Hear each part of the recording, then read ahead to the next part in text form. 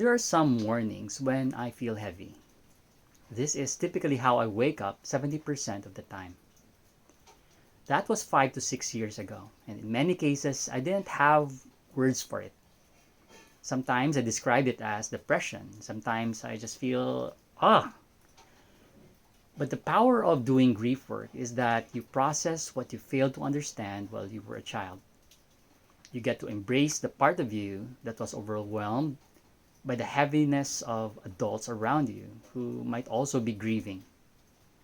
Psychoeducation helped me name my emotions.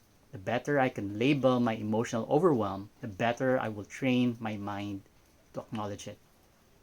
The normal experience is avoidance. I'll just play worship music and read my Bible, or I'll ignore my emotions and just keep on working.